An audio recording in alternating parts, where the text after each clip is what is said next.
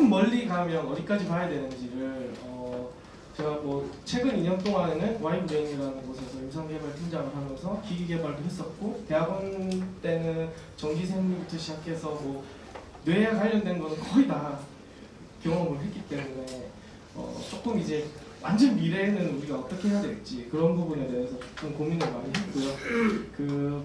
가신 분들 후회할 수 있게 좀 좋은 걸 준비하기 위해서 나름 절치부심을 오늘 아침까지 PPT를 만들었습니다. 네, 그래서 발표를 시작하도록 하겠습니다. 지금은 소속은 백수고요. 네, 다른 분, 어쨌든 백수입니다. 네, 발표를 시작하도록 하겠습니다. 우선은 오늘 그 제목은 정말 미래에 어떤 것들을 할 수 있을지를 알기 위해서 굉장히 기초적인 얘기인데 좀 충격적일 수도 있고요, 어떤 분들은. 그리고 한 번씩 들어봤던 분들도 있을 수 있을 것 같아요. 이 안에 들어있는 주제는 어떻게 보면 바이올로지의 어떤 미래도 같이 들어가 있어서 그 내용을 같이 공유하도록 하겠습니다. 저는 우선 원래 물리학을 전공을 해서 바이오메디컬 엔지니어링을 했기 때문에 기본적으로 뇌를 하나의 물리학적 현상으로 보고 있고요. 그래서 그와 관련된 내용을 주로 담았습니다. 우선 이제 얘기를 시작하기 전에 제가 이 5월달에 그 백수 되기 전에 이제 바닷가에 가서 이제 호연지기를 키우기 위해서 해 뜨는 장면을 제가 봤는데 너무 멋있더라고요. 근데 이 해를 보면서 저는 생각을 했죠. 이게 진짜 현상적으로 이렇게 조그맣게 보이지만 진짜 태양이 작은 건 아니잖아요. 그리고 해는 진짜 뜨고 지는 걸까? 뭐 이런 생각을 했을 때 우리 눈에는 이거밖에 안 보이는데 실체는 태양은 이렇게 크고 저희는 이렇게 작잖아요. 그래서 이걸 항상 뇌에 대해서 생각을 하다 보니까 저희가 이 뇌를 대해서 자극을 주고 관찰을 할 때도 그 근본에 대한 거가 없이 현상만 계속 보면서 저희가 얘기를 하고 그것만 다루다 보면 사실 더 나갈 수 없고, 그렇기 때문에 진짜 그 근본에는 뭐가 있을지 그런 원리에 대해서 생각을 해봐야겠다. 이게 이제 이야기의 첫 시작이고요. 좀 앞이 서론이 굉장히 깁니다. 그래서 그러면 다른 과학에서 한번 봤을 때 지금 현재 딱 작년에 저는 이 뉴스를 보고 굉장히 기뻤는데요. 미국은 지금 굉장히 거대한 실험을 많이 하고 있습니다. 물리학에서는. 예를 들어서 아인슈타인이 100년 전에 1916년도에 일반 상대성 이론으로 우리 그 중력이 이렇게 비틀어지거나 이러면 공간도 같이 비틀어진다, 이런 상대성 이론을 만들었고, 아직까지도 미국은 이것을 측정하기 위해서 지금 보시면 이렇게 3,000km 떨어져 있는 미국에 이 디텍터를 설치를 해서 작년에 중력파라고 하는 것을 측정을 했습니다. 측정하는 방식은 사실은 굉장히 쉽습니다. 이렇게 어떤 그 우주 두 개가 충돌을 했는데 그게 한 130광년 밖에서 이렇게 달려온 거죠. 그거를 사람들이 쟀는데 재는 방식은 되게 간단했습니다. 디텍터를 두고 이 사이에 왔다 갔다 하는 레이저가 있는데 그 중력파라는 것도 하나의 중력이 우리가 계속 느껴져서 그렇지만 하나의 그 매개체를 통해서 달려오게 되면 한 군데를 먼저 치게 되거든요. 그러면 여기에 우리는 모르지만 미세하게 공간의 변화가 생기고, 그러면 그 공간을 뚫고 나가는 이 레이저가 공간이 비틀어지니까 나중에 다시 모았을 때 조금 결맞음이 어긋나는 걸 이용해서 정말 그 공간이 비틀어졌구나, 이런 식으로 디텍션 하는 건데, 사실은 이런 결맞음 방법은 아까 뇌파 수업도 많이 들으셨겠지만 다 이렇게 진동하는 걸 가지고 어떻게 맞추고 신호 처리를 하고 이런 것들이거든요. 그래서 굉장히 간단한 방법으로, 사실은 근데 이걸 구축하기 위해서 너무 어렵겠죠. 3,000km 되고 막 이런 몇백 킬로 되고 다 설치하고. 원리는 상당히 간단한데 어쨌든 이거를 100년 동안 계속 연구를 했다. 우리나라는 이런 게 안 되지만 외국은 이래서 여기서 또 나오는 걸로도 누군가 노벨상을 탈 거예요. 그래서 여기 보이시면 이렇게 크게 뭐 뉴스에도 나오고 그랬습니다. 이건 전데요. 제가 학부 때 비슷한 연구를 계속 했습니다. 왜냐하면 레이저 가지고 이렇게 측정하고 이런 것들 해서 이런 연구에 대해서 관심이 많은데, 사실은 멋있어 보이는데 실제로 하는 일은 레이저를 쏘아서 그걸 얼라이를 맞춰가지고 그냥 하루 종일 일하는 거거든요. 노방이랑 똑같은 그런 일입니다. 아마 이 연구 대학원생은 엄청 고생했을 겁니다. 그래서 네, 그래 이렇게 어떤 사람이 100년 전에 그 미래를 되게 간단하지 않습니까? 아인슈타인은 빛이라고 하는 하나로 공간이 비틀어진다는 걸 예측을 했고 그걸로 이 100년 뒤에 연구자들이 아직도 연구를 하고 있는 뇌에 있어서는 이런 게 뭘지에 대해서 한번 생각해보자는 게 오늘 취지고요. 그럼 다시 한번 또 뇌학 물리학 어떻게 봐야 될지 제가 볼 때는 뇌과학의 발달은 물리학의 발달하고 똑같이 같다고 보고 있습니다. 그 유명한 이 사진 많이 보셨을 텐데요. 이 1927년 솔베이 회의라고 하는데 여기 있는 사람은 거의 다 노벨상을 탔어요. 이 중에서 퀴리 부인은 혼자 2번 탔어요. 네. 그래서 이 솔베이 회의에서 다뤘던 주제는 뭐냐면 전자와 광자였습니다. 이 물리학에서 이 27년 회의를 굉장히 높이 평가하는데 그 이유는 뭐냐면 사실은 아인슈타인은 엄청난 스타예요. 우주론을 만들고 뭐 강전 효과 이런 걸 다 밝혀냈지 않습니까? 입자라고 하는 게 빛이라는 게 파동인 줄 알았는데 입자라는 것도 밝혀냈고. 근데 이때 이제 아인슈타인의 시대는 이제 물러나는 회의였어요. 왜냐하면 양자역학이라는 것이 탄생을 하게 됐고 그거에 대해서 자꾸 싸우는데 이제 아인슈타인의 논리가 안 되니까 아인슈타인 이런 말을 합니다. 하이젠베르크에게 불확정성 원리라고 들어보셨을 거예요. 어떤 걸 측정하려고 하면 그 측정하려고 하는 것 때문에 정확하게 예측할 수 없고 그 예측한 그 자체를 이제 정확하게 알 수 없다. 쉽게 말해서 그런 불확정성 원리에 대해서 말을 하고 양자역학이 발전하고 있을 때 아인슈타인이 이런 말을 했죠. 신은 주사위를 던지지 않는다. 나는 어떤 물리 체계를 확률적으로 본다는 것 자체를 이해할 수 없다. 근데 과학 세계에서는 일단 이렇게 말하면 안 된다고 얘기가 있지 않습니까? 신이라는 말을 딱 던지는 순간 난 모르겠다는 뜻이기 때문에 이때 유명한 말이 보어가 아인슈타인 신에게 명령하지 말게 이렇게 딱 얘기를 했죠. 이때 이제 보통 이거를 우리는 고전역학의 이제 종말이라고 얘기를 하거든요. 세상을 단순하게 입자라든지 어떤 단순한 물리 현상으로 본다는 건 이제 안 된다. 좀 작은 세계로만 완전 다르다. 그 말을 왜 이렇게 제가 길게 말씀드리냐면 이때 무슨 일이 벌어졌냐면 조금 지나서 이런 이제 회의가 개최되면서 사실은 여기 지금 학회장 로렌츠라고 하시는 분 이런 분들 우리가 알고 있는 전자기의 로렌츠 법칙을 만든 사람이에요. 네, 그런 분들이고 쭉 내려와서 50년대에는 무슨 일이 있었냐면 사실은 이때의 로런스 브래그라고 하는 이 캐번디시 연구소장인데 이분은 브래그 법칙이라고 하는 X선을 가지고 아주 작은 물질을 측정하는 기술을 개발하셨고 이 사람 때문에 X선 회절이라는 기술이 만들어졌어요. 노벨상을 탔고 이 연구소에 있던 젊은 두 과학자가 바로 왓슨과 클릭이었고 이 사람들이 이 기술을 이용해서 1953년도쯤에 DNA 구조를 밝혀냅니다. 그래서 이 물리학이 계속 발달하고 X선은 또 퀴리 부인이 또 이렇게 또 발전시켰고 이것들이 우리 이제 뇌과학과 어떻게 연결이 되냐면 사실은 이런 양자역학에서 나오는 자기장과 전자스핀 이런 것들로 사실 MRI 장비를 만들었고요. 방사능 이런 거 가지고 아시겠지만 페트 조장희 교수님이 페트 만들었고 당연히 엑스레이를 또 있지만 엑스레이를 잘 돌려가면서 찍으면 이제 CT도 나오고요. 그래서 이런 것들이 또 전자기학이 발달한 이 전자기학 훨씬 먼저 발달했죠. 로렌츠 법칙, 맥스웰 이런 것들이 이제 전자기학은 우리가 알고 있는 뇌파의 측정이나 생체 신호 측정 쪽으로 그래서 발달을 했고요. 그래서 전자기의 발달과 고체과학의 발달은 초음파 장치도 만들게 되는 이런 위대한 일들이 벌어졌는데요. 바로 지금 현재 밝혀진 이 물리학 법칙 토대에서 뇌과학을 어떻게 봐야 될지 한번 보겠습니다. 예를 들어서 지금 계속해서 전자의 스핀과 마그네틱 이런 걸 이용해서 같은 뇌과학 연구소에는 7테슬라의 이 굉장히 선명한 뇌 이미지를 만들어냈고 이 이미지를 토대로 뭘 알 수 있냐면 치매가 혈관성 치매가 있기 훨씬 전에 7테슬라에서는 모세혈관들이 이미 없어지는 이런 것들을 발견도 하고 그래서 이렇게 물리학의 기술의 발전이 세상을 이끌고 있습니다. 그러면 조금 어렵지만 오늘 얘기할 거는 이 얘기를 좀 아시면 깊이 들어갈 수 있고 끝까지 갈 수 있는데요. 망나니. 너무한데 간단하게 설명드릴 수도 있습니다. 제가 이 국어로 제가 한번 해봤습니다. 글 잘 못 쓰는데요. 한번 해봤습니다. 뭐냐면 또 이제 아인슈타인은 참 신기하게도 양자역학을 믿지 않으면서 또 발전시킨 최고의 인물이면서 우리가 알고 있는 이 빛이라고 하는 게 입자라는 걸 증명하신 분이에요.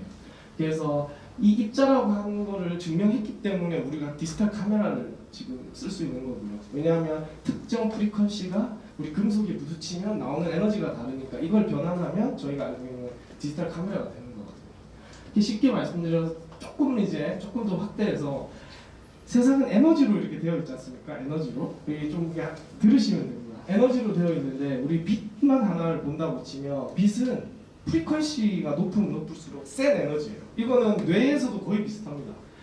프리퀀시가 세면 많이 못 가고 대신 강력하죠.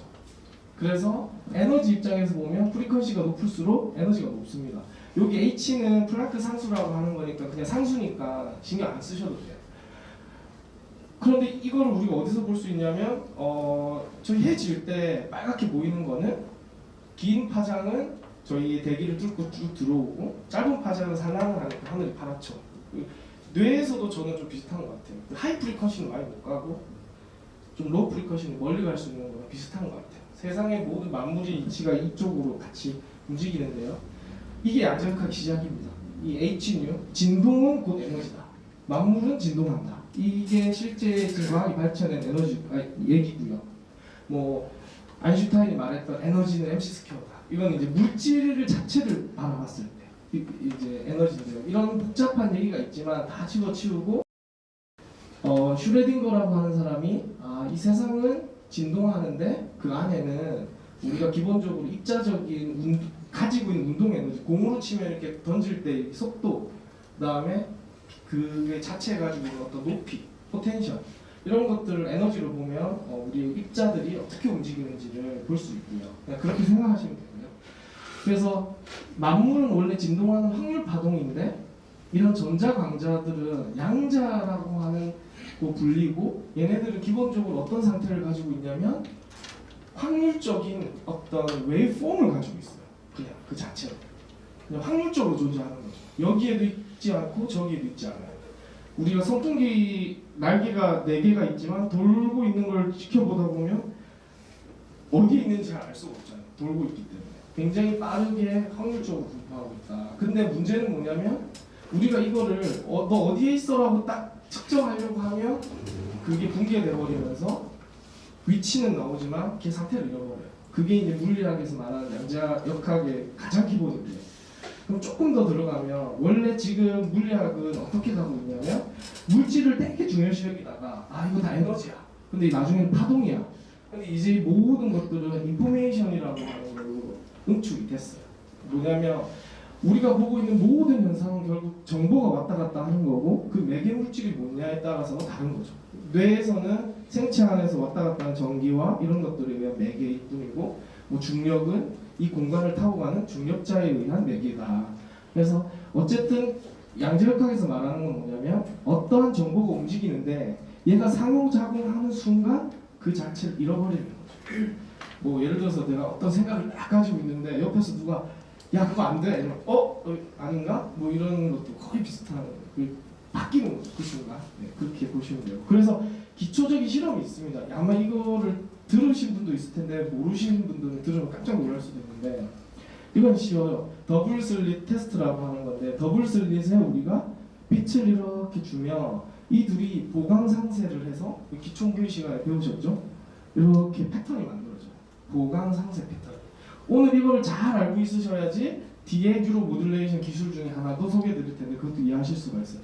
보강 상쇄, 그 퐁퐁에서 내가 한번 뛰었는데 누가 한 번 더 뛰면 올라가는 거고 뛰려고 하는데 누가 옆에서 밟으면 다 꺼지는 거랑 똑같은 보강 상쇄인데요.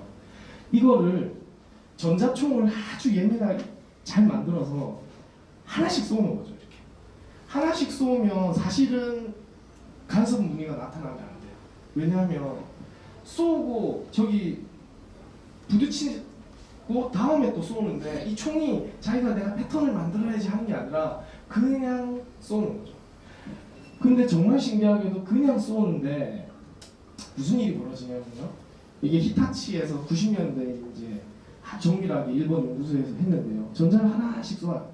그럼 그 더블 슬릿이라고 하는 여기를 통과를 합니다. 근데 우리 예상은 총이잖아요. 총. 우리 총 쏘면 이 구멍이 2개 내니까 이게 딱 2줄이 나와야 되거든요. 그게 우리가 생각하고 있는 이 세상의 물리 현상이에요. 그런데 얘를 하나씩 탕탕탕 쏘면 정말 신기하게도 이게 스택되면서 물결무늬가 만들어져요. 정말 이상하지 않아요? 한 발씩 쏘았어요. 이게 뭉땡이를 물처럼 쏘는 게 아니라 한 발 쏘고 딱 대면 또 한 발 딱 쏴요. 근데 얘가 지 스스로 하나가 날아가는데 자기 혼자서 간섭을 해서 간섭 패턴을 만듭니다. 이것 때문에 양자역학 하는 사람들은 이해할 수 없었어요. 아, 이거 어떻게 말이 되냐. 그래서 이 현상만 보고는 뭐라고 얘기했냐면, 얘가 시공간을 앞에 간 애랑 뒤에 간 애랑 전부 다 계산해가지고, 이게 안에 브레인이 있어가지고, 이게 여기서 나 얘 이제 여기 선택해서 이쪽에 패턴 만들어야지, 이렇게밖에 설명이 안 되는 거죠. 너무 신기한 거죠. 그런데 여기 요 사이에 디텍터를 딱 놔둬서, 야, 그러면 이 간섭이 일어나면 여기서 어떻게 간섭되는지 우리 한번 측정해보자. 여기에 디텍터를 놔둬서 1번 문, 2번 문에서 어떤 문으로 들어가는지 우리가 한번 보자. 그러면 측정을 하면 이렇게 나와요. 어떤 곳으로 통과하는지 우리 알고자 하면 이런 간섭 무늬가 나타나지 않습니다. 이게 양자역학에서 보여주고 있는 실제 현상이고, 이거를 해결하지 못하기 때문에 계속 연구가 많았죠. 결론은 측정하면 패턴이 사라진다. 그게 결론입니다. 그래서 이 얘기를 계속 확대해서 저희 뇌까지 갈 건데요. 결론은 뭐냐면, 원래 관찰하는 행위와의 상호 작용 그 자체가 본래가 가지고 있는 확률을 이렇게 만든다는 거죠. 뭐냐면, 실제 이거는 과학이 밝혀낸 실제인데요. 이 전자가 사실은 이 두 개를 동시에 통과합니다. 여기서 구름처럼 동시에 통과해서 고스트처럼 놓여 있다가 여기에 자기 스스로 그 고스트 애들이 그 전과 그 후랑 얘기된 것도 아닌데 자기가 스스로 간섭 패턴을 만듭니다. 근데 여기도 측정하는 순간 붕괴되죠. 이게 이제 이런 현상들이 있고요. 그래서 또 재밌는 현상이 뭐가 있냐면, 두 개가 동시에 만들어진 하나의 전자들이 있어요. 업스핀, 다운스핀이라고 아마 들어보셨을 거예요. 그냥 쉽게 말해서 전자가 만들어질 때 우리 옛날에 주기율표 배우셨잖아요. 그 주기율표 보면 전자가 이렇게 채워 들어가거든요. 파울리, 베타울리라고 해서 그 법칙에만큼 들어가는데, 스핀이 참 우주 만물이 위아래가 서로 같이 들어가야지만 들어가는데, 어쨌든 그런 애를 형성했을 때 한쪽을 알게 되면 한쪽이 바로 결정이 돼요. 이 두 개를 측정을 하는데 하나를 딱 측정하는 순간에 다른 한쪽이 그냥 측정이 돼버려요. 이 결과는 얽힘 현상이라고 하는 양자역학의 꽃이고요. 이 기술을 이용해서 통신을 이용한다든지 우주 반대편에 어떤 정보를 보낸다든지 이런 거를 사람들이 꿈꾸고 있습니다. 근데 원리는 몰라요. 왜 그런지. 근데 결국 어쨌든 측정하는 순간 다른 것은 결정돼 버려요. 둘 다 확률적으로 존재하는 거죠. 그래서 이런 거를 이해할 수 없으니 아인슈타인은 이야기 말이 안 돼라고 했던 거예요. 그래서 이것들이, 이런 현상들이 뇌에서도 일어나고 있다는 것이 꽤 오래 정도 동안 연구가 됐고요. 지금은 제가 봤을 때 굉장히 많은 증거들이 나왔습니다. 오늘 그 부분을 조금 설명을 드리도록 하겠습니다. 그럼 또 한번 넘어가 볼게요. 그거는 전자니까 그렇지. 그래서 제가 볼 때 이분은 무조건 노벨 물리학상이나 받을 분인데 딱 그 관련된 연구만 하세요. 어떻게 했냐면, 그래, 전자만 그러면 양자역학적인 특징을 가지고 있을까? 그러면 좀 키워보자. 응? 고양이는 안 되니까. 슈레딩거 고양이는 안 되니까. 그래서 버키폴 테스트라고 합니다. 이게 보시면 아시겠지만 탄소고리거든요.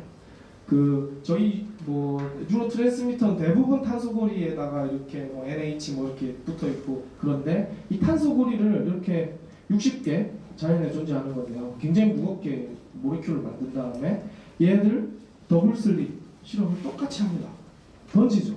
오븐에 구워서 평평 날리는데, 얘를 진공 상태를 만들면 만들수록 한 발씩 발사하는데 스스로 간섭 무게를 만들어요. 전자 하나만 그런 게 아니라 이 정도로 분자 단위로 큰 애도 상호작용하지 않고 이동하게 되면 이러한 양자적인 특징을 가지게 된다. 스스로 간섭하게 된다는 것을 발견을 했어요. 이분은 그래서 지금 계속 키워나가고 있습니다. 지금 이 C16 성공시키고 지금 오르게닉 모레큘로 계속 하고 있어요. 계속 사이즈를 키우고 있어요. 양자 현상이 우리가 보는 바이올로지컬한 시스템까지 올라온다는 걸 보여주기 위해서 계속 하고 있습니다. 근데 문제는 뭐냐면 간섭 무늬를 만들기 위해서는 상호작용하지 않아야 돼요. 네, 요게 핵심입니다. 그러면 조금 더 증거를 볼게요. 재밌는 거는 2007년, 2008년 저는 사실 이 전부터 이거에 관심이 많았는데 증거가 없었었는데 대학원 때 사실은 이런 증거들을 보면서 되게 많이 흥분했거든요. 너무 실험하고 싶은데 저는 못했기 때문에. 2007년, 2010년 아시겠지만 네이처, PNAS 탑 저널들이지 않습니까? 여기에서 지금 최근에 다루는 것들이 뭐냐면 우리 생체 내에서는 양자 현상이 일어날 수 없다라는 물리학자들이 엄청 많았어요. 그거를 완전 뒤집는 결과들이 너무 많이 나왔어요. 예를 들어서 우리가 말하는 포토신테시스도 그냥 대충 우리는 생각했거든요. 케미컬하게 그냥 빛이 들어와서 뭐 어떻게 돼서 에너지 전환이 된다. 근데 좀 더 디테일하게 들어가서 보면 빛 포톤이 우리 그 연극체 안에서 실제로는 양자 상태로 존재하는데 가장 필요한 곳에 서로 코헤런스 이렇게 뭉쳐가지고 한 번 에너지를 만들어내는데 그 효율이 99%라는 거죠. 대부분이 에너지로 전환되는데 이게 고전적인 방법으로는 그렇게 될 수가 없어요. 그래서 왜 그러냐면 더블 슬릿하고 똑같습니다. 얘가 막 양자적으로 막 터널링하면서 에너지를 잃지 않고 막 왔다 갔다 하다가 한 군데에서 딱 결라진데서 빵 에너지가 만들어지는 거예요. 이거는 제가 만들어낸 얘기가 아니라 지금 이 얘기는 탑 사이언티스트들이 이거를 이용해서 무엇을 할 수 있을까를 고민하는 정도 수준으로 올라갔습니다. 그래서 이런 결과들은 이미 바이올로지 내에서 존재하고 양자생물학은 굉장히 발달하고 있습니다. 우리나라에서는 이 관련 분야 아직 교수님이 없는 것 같고요. 저는 계속 이 분야를 좀 찾아가고 있는데 외국에서는 상당히 높은 수준으로 올라가 있습니다. 그럼 또 증거를 좀 더 보면 기러기들, 그 비둘기들 어떻게 해서 이렇게 찾아가는지 이런 것도 원래는 정말 신기했거든요. 그래서 사람들이 찾아낸 건 마그네토 센서가 있고 얘도 기본적인 이런 프로틴인데 그 안에서 전자들의 스핀이나 이런 것들을 느껴서 옮긴다는 걸 실험적으로 증명을 했고요. 지금 이 분야는 계속해서 연구를 진행 중입니다. 그래서 이제는 생명체 안에서 양자역학적인 현상이 일어나는 것은 안 되는 일이야라는 말을 했던 사람들이 다 바보가 됐고요, 사실. 그래서 오히려 이제 그 양자적인 현상이 있다라는 걸 하는 사람들이 이제 연구에 이제 주도를 하는 게 됐고요. 그래서 예전에도 제가 한번 말씀을 드렸는데 사실 1995년도에 이미 그 물리학계에서는 이미 거물이신 그 펜노즈 교수님과 하멜프 교수님은 이미 1995년도쯤에 계속 주장을 했죠. 뭐냐면 우리 뇌라고 하는 거는 우리가 알고 있는 표면적인 게 있는데 그 안에는 우리가 지금 고려하지 않는 이 뉴런 안에 갭정션 뭐 이런 것들 다 아시고 시냅틱 케미컬 시냅스 이런 거 다 아시는데 이 안에 있는 마이크로 튜블 이 튜블린 이런 애들이 인포메이션을 저장을 하게 되고 얘네들이 기본적으로 다이폴도 가지고 있고 정기적으로 양자 그 쿼텀 이제 호핑 같은 것도 일어나고 여기에 인포메이션이 저장이 된다. 꼭 DNA의 유전 정보가 저장되듯이 이 안에도 저장이 되고 이게 스트럭처만 바꾸는 것이 아니라 실제로 이 안에도 정보가 저장된다는 게 이분들의 계속된 주장이었고 최근에 이제 퀀텀 바이올로지가 발전하면서 꽤 많은 이제 관심을 받고 있습니다. 논리가 뭐냐면 이 사람들이 얘기하는 거는 양자 현상은 있고 이 양자 현상을 일어나게 하는 거는 우리가 거대하게 봤을 때 뉴런의 어떤 시냅스 변화나 이런 것들이 우리가 관찰되지만 좀 더 안에는 우리 이 안에 있는 요 액틴 필라멘트 그 다음에 이 튜블린들이 코딩이 돼서 정보가 저장이 되고 이 확률적인 양자 상태로 인포메이션이 막 돌아다니다가 이렇게 두 가지 상태로 존재하다가 어떤 이벤트가 발생해서 우리 인포메이션이 딱 우리 뇌 밖으로 이제 인식이 될 때는 이게 붕괴되면서 나온다. 꼭 뭐랑 똑같냐면 우리가 광합성을 할 때 이 에너지가 왔다 갔다 하다가 어느 순간에 땅 해서 이렇게 에너지로 바뀌는 그런 현상이 우리 뇌에서도 일어나고 있다. 이게 이제 계속된 주장입니다. 증거였습니다. 그래서 그 증거들을 꽤 많이 보여주고 있는데 일단 이 개념부터 설명을 드리면 우리 EEG에서 보는 이런 허르츠별 오실레이션하는 패턴이 계속 밑으로 튜블린 그 다음에 좀 더 들어가면 여기 이제 이것도 프로틴이니까 여기에 그 파이골이라고 해서 이렇게 이런 유기물들이 가지고 있는 이제 벤델바스 파이 이제 그런 것들 아주 기초적인 것부터 마이크로 튜블린 여기에 동일한 어떤 오실레이션을 하고 레저넌스하는 특징을 보인다. 뒷부분 좀 더 설명을 드릴 텐데요. 그래서 우리 그 안에 어떤 인포메이션이 돌다가 어떤 이벤트 순간에 빵 그게 깨지면서 우리가 알고 있는 생각으로 넘어온다.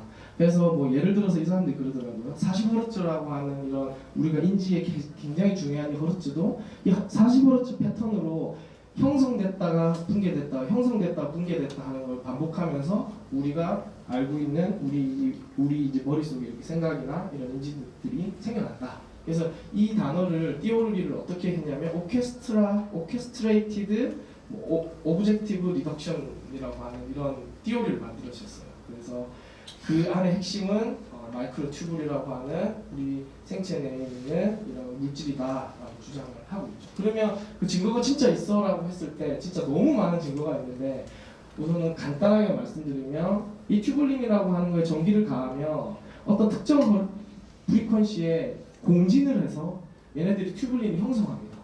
그 형성하는 프리퀀시는 얘네들이 좋아하는 프리퀀시가 좀 따로 있어요. 그래서 이런 기반을 가지고 계속 사람들이 연구를 했는데 무슨 제가 이게 그걸 못 찾아.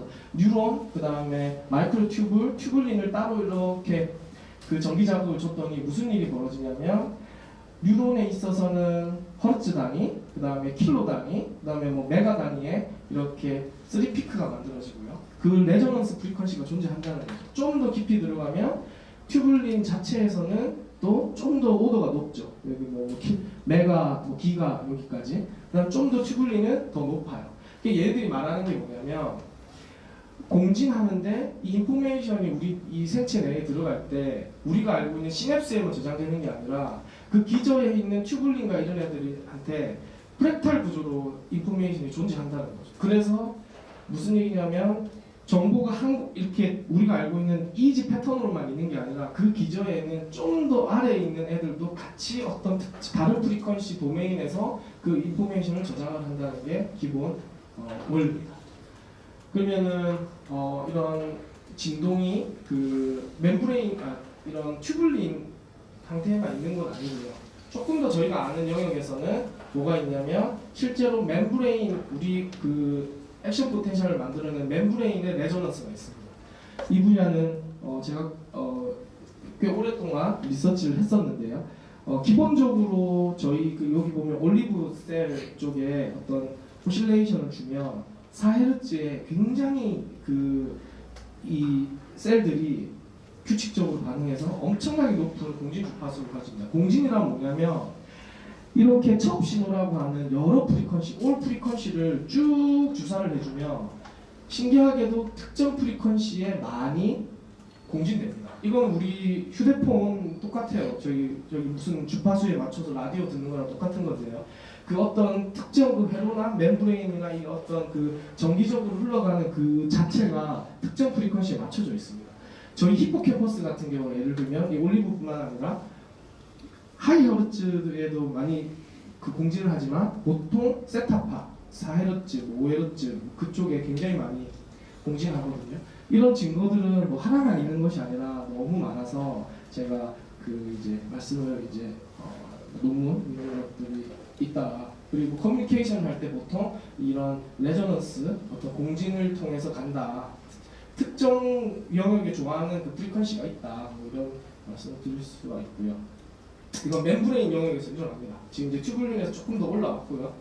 그래서 그러면은 진짜 그걸 우리가 어디서 확인할 수 있냐? 그래서 보통은 저희 이 전기생리에서는 버스트가 하나 인포메이션 덩어리라고 봅니다. 단위를 하나 땅 때려주는 거 가지고는 시냅스 변화를 일으킬 수가 없거든요.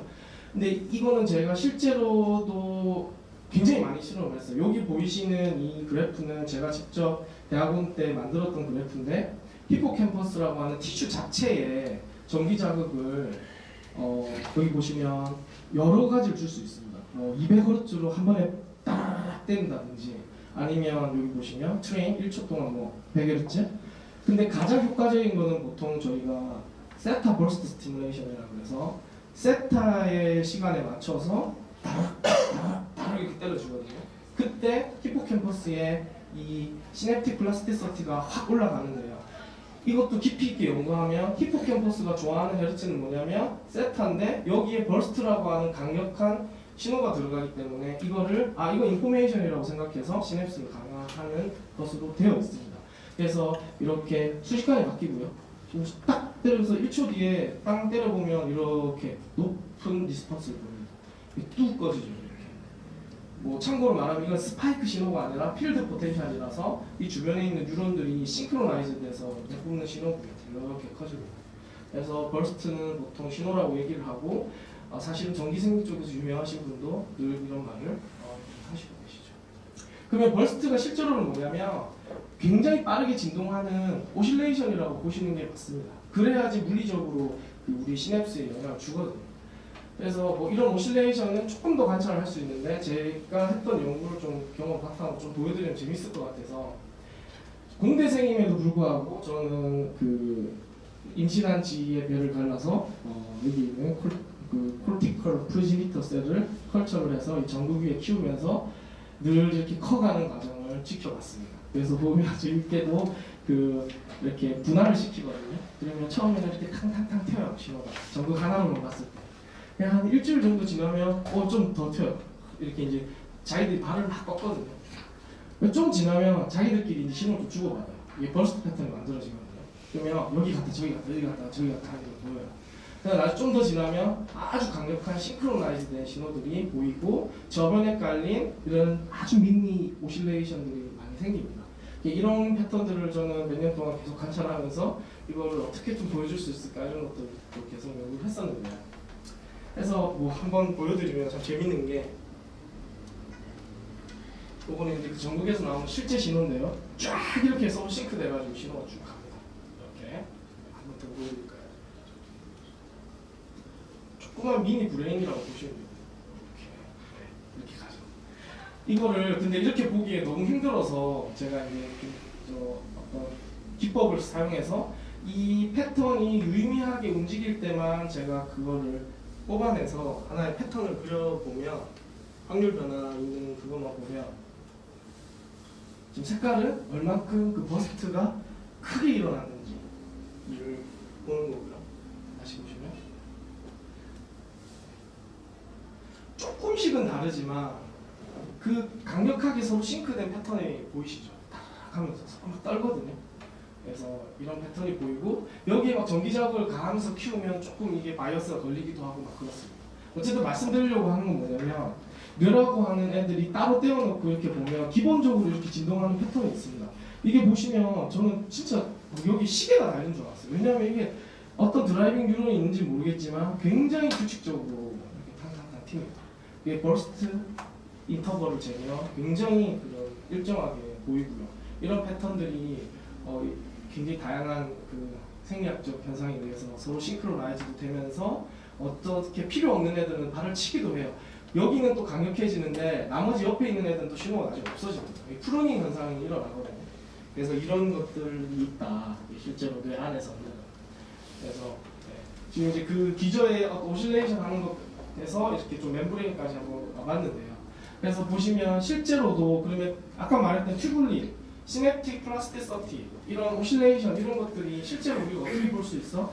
그거를 우리 시냅스 스파인 하나만 예전에도 한번 말씀드렸는데 관찰을 하면 이렇게 많이 되어 있는데 전기 자극이나 어떤 이벤트가 딱 생기면 한 1, 2초 내에 이 안에서 스파인이 빵 커지거든요. 실제로. 이거를 잘 관찰을 해보면 뭐냐면 이렇게 커집니다. 물리적으로 커집니다. 이 안에 막 프로테인이 갑자기 만들어져요. 그거를 조금 최근에 이제 아까 말씀드렸지만 마이크로 튜블이나 튜블린에 관심이 많다 보니 굉장히 오래된 LTP에 대한 것도 사람들이 그걸 중심으로 본 거죠. 봤더니 이 액틴 필라멘트들이 액틴 필라멘트들이 이렇게 떠다니다가 이벤트가 딱 발생하면 얘들이 쫙 이렇게 파이버를 만들면서 쭉 스트럭처를 만들거든요. 몇 초 안에. 그 몇 초 안에 만드는 애들이 바로 이 시냅스를 이런 식으로 떠다니다가 형성을 하고 키우고 다시 뭐 사라지고 이런 현상들이 있습니다. 이거는 지금 꽤 좋은 논문에서 계속돼서 얘기를 하고 있는 거고요. 당연히 칼슘, 뭐 포스폴리레이션 이런 것들 인산화 과정이 다 같이 섞여 있는 우리가 이미 알고 있던 바이오캠과 지금 말씀드리는 그런 어떤 튜블린의 어떤 스트럭처 변화가 동시에 일어나고 있고 그걸 동시에 보는 연구들이 꽤 많습니다. 아시겠지만 하이 프리퀀시로 보통 시냅스를 때려주면 칼슘 인풋이 많아지면서 그 인산화를 통해서 시냅스가 강화되는데 이런 것과 스트럭처라는 변화한 이런 그 튜블린과의 얘기들이 계속되어지고 있고요. 여기도 사실은 좋은 저널인데 마이크로 튜블이 아예 인포메이션 캐리어를 한다 이런 제목으로 아예 논문들이 나가고 있습니다. 그리고 여기서 보시면 사이토스켈레톤 스탈 시그널링이라고 그래서 여기서도 이거는 하메로프 그분이 이 안에 어떻게 이 얘네들이 인포메이션이 되는지에 대한 이론과 그거를 지금 칼슘, 가모글린, 포스폴리레이션까지 연결하는 꽤 큰 작업을 많은 연구자들이랑 진행을 하고 있습니다. 그래서 그럼 그래 그 베이직은 이제 그렇다고 치자 이제 그렇기 때문에 이제 과거에 예전에 말씀드렸던 건데 뇌 안에 있는 그 물리적 환경이 지금 양자적인 걸 수도 있고 아닐 수도 있지만 어쨌든 튜블린이라고 하는 그런 스트럭처랑 이런 그 변화를 아주 예민하게 느끼는 애들도 이루어져 있기 때문에 저희 이제 뉴로 모듈레이션 방법들이 지금 보시면 뭐 자기장으로 하는 방법, 그다음에 원장님 설명을 하셨던 그 TDCS, 뭐 지금 이제 신경증 쪽에 많이 쓰고 있는 디프레 스티뮬레이션, 그다음에 간질이랑 뭐 우울증에 받았던 베거스 너브, 예전부터 했던 ECT 이런 것들도 사실은 외부 물리적 방법이죠. 다 물리적 방법인데 실제로 어디에 영향을 주느냐에 대해서 생각을 할 때는 기존에는 그냥 우리 시냅스야, 그냥 단순히 뇌 자체에 그냥 액티베이션 받고 이런 개념에서는 이제 조금 벗어나야 된다라고 저는 생각을 하고 있어요. 왜냐하면 그 기저에 있는 애들이 굉장히 작은 전기 변화의 변화입니다. 실제로 실험을 하게 되면. 지금 제가 얘기하고 말하고 이게 입력이 되고 저장이 되고 하는 것도 안에서 보면 이 스파인들이 거품처럼 막 움직이는데 이 미세한 변화는 사실은 엄청 큰 전기로 이루어지는 건 아니기 때문에 내부에서는 저희가 쓰고 있는 이런 기술들이 결국에 뇌에 영향을 주는데 조금은 개념을 확장해서 아주 미세한 변화까지도 줄 수 있겠구나 그런 걸 좀 저는 상상하고 있고 아마 그게 맞을 거라고 지금 저는 생각하고 있습니다.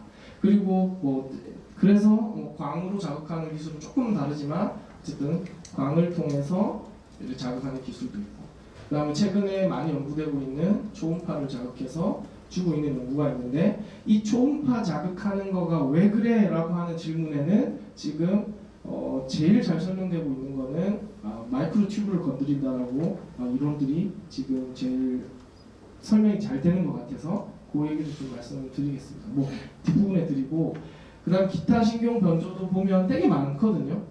빛을 주겠다. 그냥 생 빛을 주거든요. 그러면 아주 미세하게나마 두피를 어떻게 뚫고 가는지 모르겠지만 가고 코에도 주고 그 다음에 최근에는 RF 스티뮬레이션으로 뇌에 이게 다 전기니까 이 RF를 때려주면 이게 들어갈 거야. 전자파 이렇게 하면 안 좋다고 하잖아요. 안 좋다는 건 영향을 준다는 거. 상호작용을 잘 이용하면 이것도 뉴로 모듈레이션 쓸 수 있을 거야. 그래서 이 사람들은 타우 프로틴을 전자파를 이렇게 적당히 하면 없어진다 이런 연구도 되고 있습니다. 이런 연구가 된다는 것 자체가 뭐냐면 우리뇌가 생각보다 엄청나게 영향을 받는 거고 그 기저에 있는 메커니즘하고 아마 관련이 있을 거라고 생각이 됩니다. 그래서 아까 다시 이분이 등장하는데요. 다른 부분은 오늘 많이 설명하셨을 것 같아서 이 하메르파 그 교수는 그래서 지금 초음파를 이용한 뉴로 모듈레이션에 관심이 많습니다.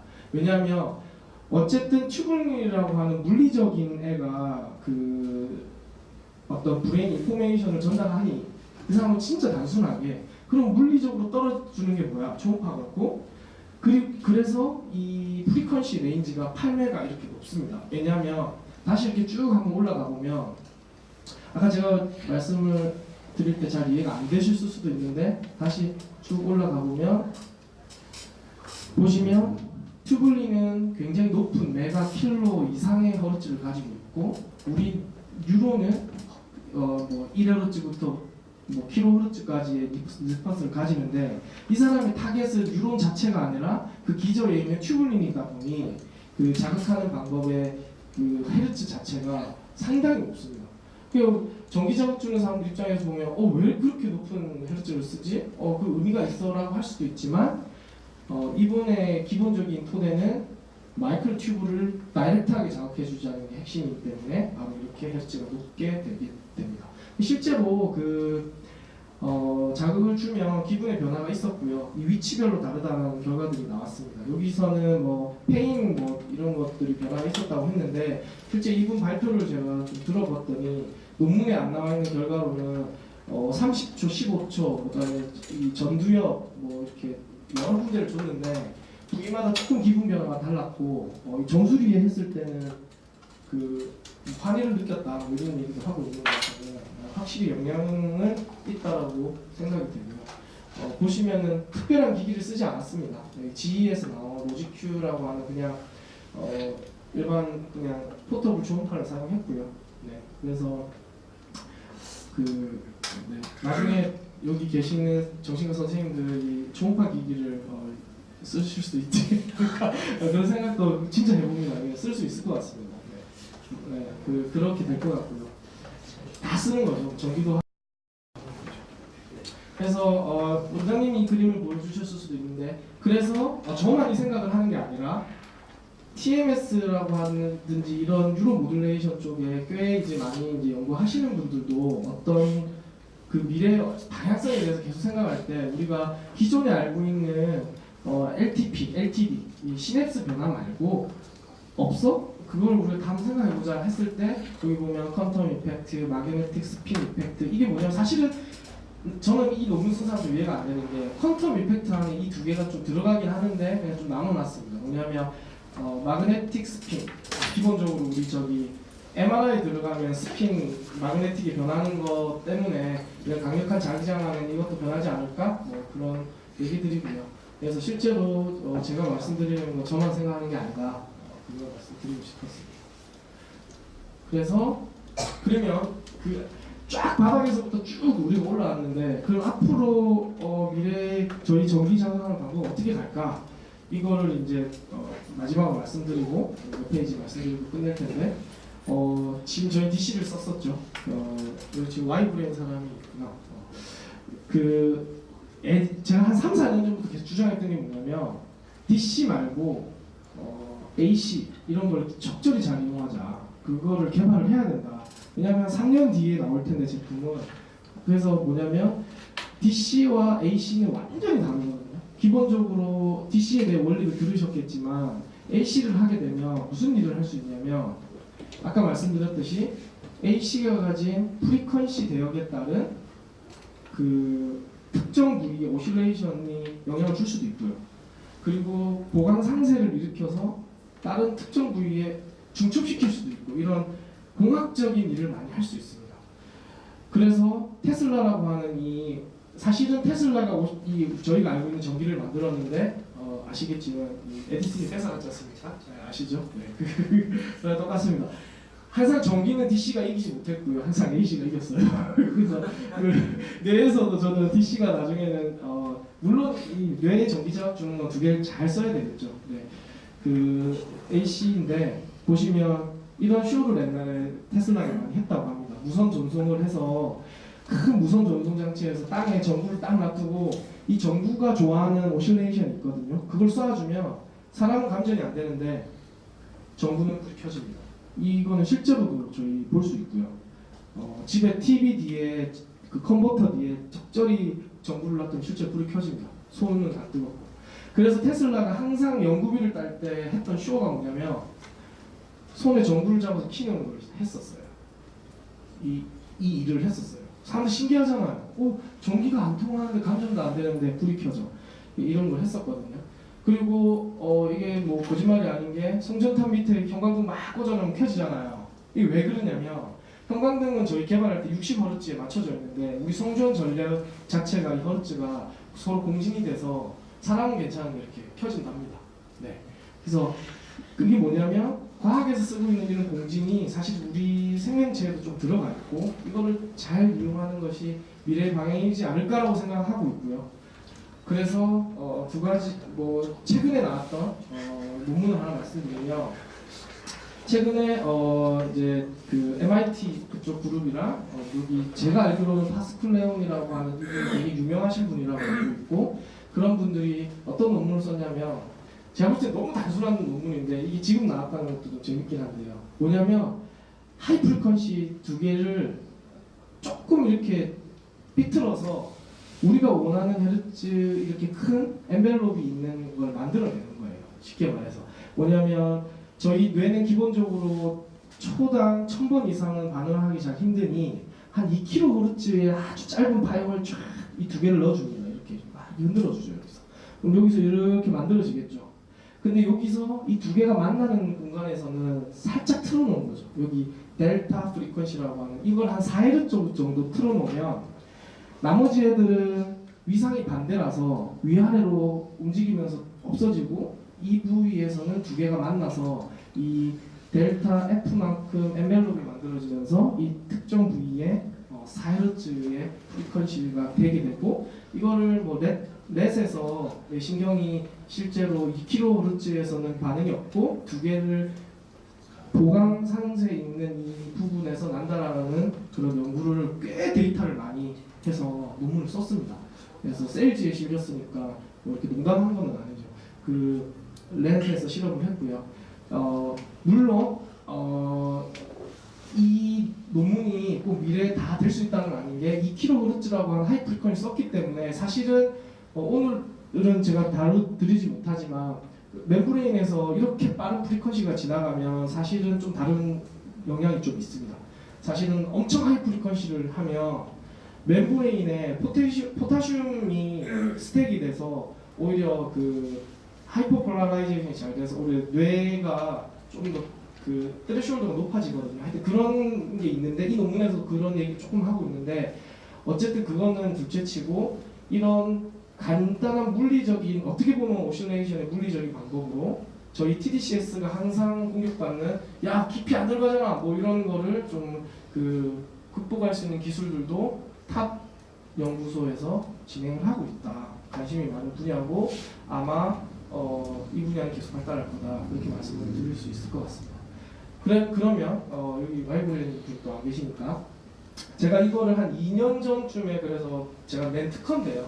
뭐냐면 바로 이런 특징을 가진 우리 뇌를 그냥 그 TDCS 해가지고 EGI 거기 뭐 네트워크 이런 것만 하지 말고 주는 것 자체도 우리가 원하는 신호를 줘서 원하는 뇌 부위에서 그런 현상이 일어나는지를 보는 거죠. 예를 들어서 뭐 전두엽에서 어떤 사람이 뭐 40Hz가 나오는데 그 진짜 40Hz를 좀 넣어본다든지 그러면 그렇게 해서 나온 리스폰스를 본다든지 이런 스캔을 하는 기술과 방금 물론 이건 DC로 해도 상관없겠죠. 이 네트워크가 나왔는데 그 부위와 이렇게 지금 물리적 중첩 현상을 이용해서 포커스에서 전기가 딱 들어갈 수 있게 하는 이런 기술이 합쳐지면 사실은 굉장히 좋은 장비와 미래 기술이 될 수 있을 거라고 생각을 하고 결국 우리가 컨트롤할 수 있는 거는 이것밖에 없지만 그 대상이 단순한 어떤 매직이 아니라 아까 말씀드렸던 그 안에는 굉장히 미세한 우리 신호들이 왔다 갔다 하는 걸 알고 사용을 하는 그런 장치를 만드는 게 아마 미래가 될 거라고 생각이 되고요. 그래서 뭐 나머지 뭐 DC나 이런 것들은 다 뺐고 이렇게 저희는 결국에는 자극 주는 것만이 핵심이 아니고 이거를 스캔을 할 수 있어야 되거든요. 이게 어디 부위가 자극이 되는지 모른다면 쓸 수가 없고 만약 이런 기술이 뭐 fMRI라고 하는 큰 장비랑 같이 연동된다면 할 수 있겠지만 그거는 연구일 뿐이고 실제로 로컬에 나오는 연구가 되려면 저희가 이런 뇌파 장치라든지 좀 포터블한 것들로 이루어져야 되니까 결국에 우리가 지금 쓸 수 있는 거는 제가 봤을 때는 뇌파 장치밖에 없다고 생각하고요. 그러면은 이런 것들을 어떻게 그 기저의 변화를 측정할 수 있느냐, 뭐 소스 로컬라이제이션이라든지 뭐 이런 오늘 많이 배우셨을 텐데요. 그런 기법으로 이거를 연계하는 그런 기술들이 나와야 될 거라고 생각을 하고 있습니다. 네. 그래서 오늘 발표는 일단 여기까지인데 질문 있으시면 막 해주셔도 괜찮을 것 같습니다. 그 아까 셀 키우실 때 네네.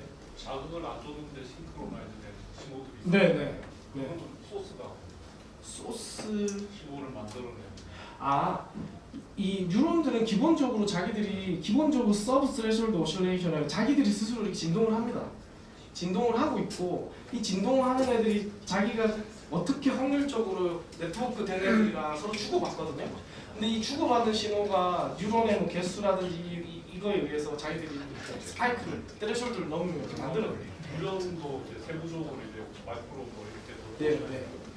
그런 유형들이 원래 그런 걸 가지는 원래 그런 이유를 가지는 이유는요. 근본적인 이유는 사람 유론이랑요 랩 유론은 완전 다릅니다. 왜냐하면 기본적으로 유전자가 컨트롤한다고 보시는 게 맞죠. 유전자가. 그런 증거가 있나요? 이 근거는 뭐 너무 당연히 있죠. 사람 유전자랑 지 유전자랑 다르기 때문에 사람의 유론이라. 그런 특성을 가지는 증거가 왜 그렇게 생깁니까? 액션 포텐셜이 만들어지는 거야. 어떤 포텐셜이 만들어지는. 그 싱크로나이즈 되는 신호들이 나오는 그런 시냅스가 연결이 되어 있습니다. 서로 연결되어 있는 거죠. 갭 정션이라든지 어떤 그 시냅스라든지 이 서로 신호를 주고받는 게 우리 뉴런 자체의 가진 특징이니까요. 그러니까 그 특징이 왜 가지는지 그 특징이 왜 가지는지요? 그 저기 신한테 물어봐야 될 것 같은데. 아까 물어보지 말라면 네. 어떤 질문을 하시냐 알겠는데 마이크로 연구는 아직 없는 거죠. 마이크로 마이크로 단위에 저렇게 해서 이 근거를 찾는 다 돼 있죠. 돼 있어요. 네, 지금 뭐 그 상상하시는 거 다 돼 있습니다. 상상하는 거가 다 돼 있는 세상이고요. 이 시냅스 말 하나만 딱 이렇게 해가지고요. 그 우리나라에도 유명하신 교수님이 계신데 발 하나씩만 딱 해서 연결해가지고 신호 주고받는 걸 전누리 교수님 뭐 그런 분도 그런 걸 하셨고 이쪽 나름대로 엄청나게 연구가 되어 있습니다. 또 근원적인 질문 좀 해주시면 좋습니다. 네. 아까 그 양자역에서 네. 양자 통신의 원리가 네. 그 소 양자를 이렇게 엉글에 넣고 네. 이쪽에서 이상을 바꾸면 같이 동시에 네. 들어가잖아요. 네. 거리상의 관계는 거리사의 관계가 있다고 되어 있습니다. 그러니까 엄청 멀어지면은 잘 안 된다고 되어 있죠. 근데 그 거리가 상상하시는 거 이상이고 이론적으로는 우주 밖에 있어도 된다고 되어 있어요. 네. 정말 신기하지 않습니까? 이 얽힘 집에 가서 꼭 한 번씩 이 얽힘 현상 유튜브 좀 한번 찾아보십시오. 또 혹시 질문이 있으시면 하셔도 따로 없으시면 너무 네 없으시면 이상 발표를 마치도록 하겠습니다. 감사합니다.